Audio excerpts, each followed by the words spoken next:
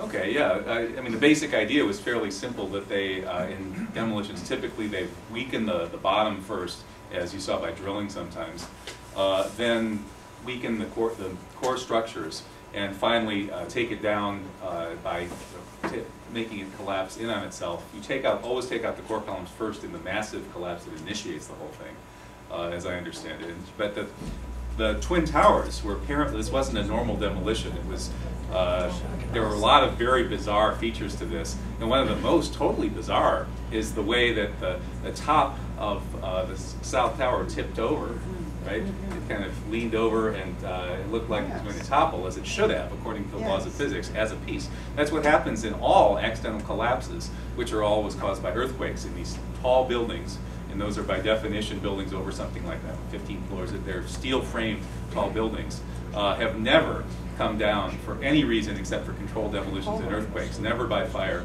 And when they come down by earthquakes, they topple, they break off and topple, and the whole structure is still left.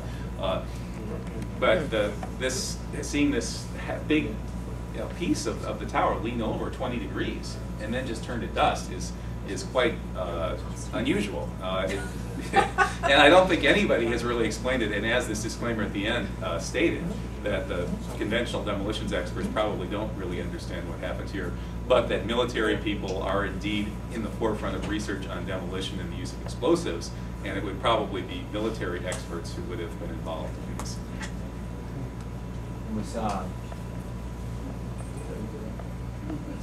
You think of the tens of thousands of people that had to be involved in this planning and the execution? Oh no, not tens of thousands. In the actual planning, probably a pretty small number of people would be able to do it by thinking about how to give orders and pull levers for larger numbers working under them who wouldn't know what was going on.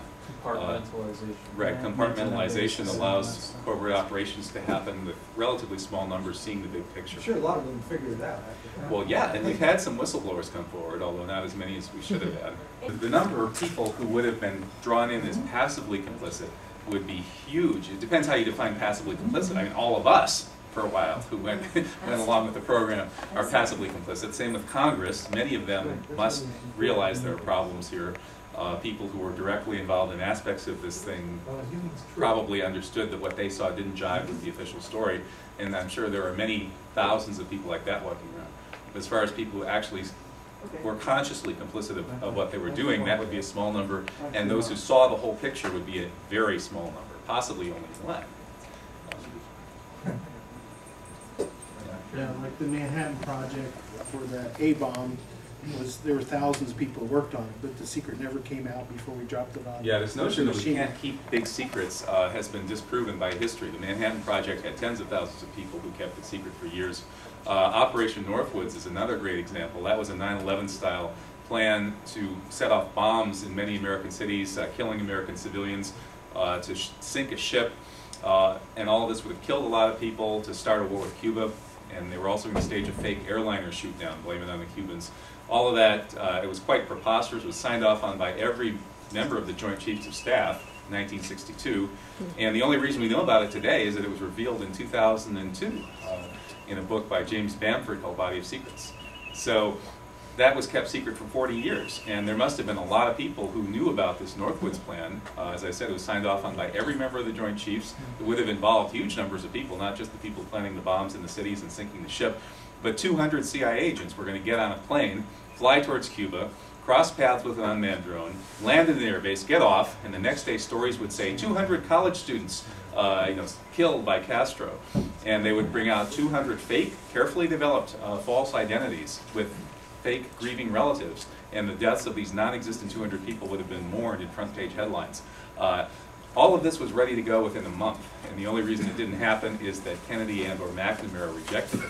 This was kept secret for 50 years, even though anyone who came forward and talked about Northwoods would have been risking far less than people would talking about 9/11, because it never happened. You couldn't prosecute them for murder and treason just for having participated in planning Northwoods. No reason not to come forward, and yet nobody did. None of the hundreds or thousands who did. And here are the documents if you want to see them.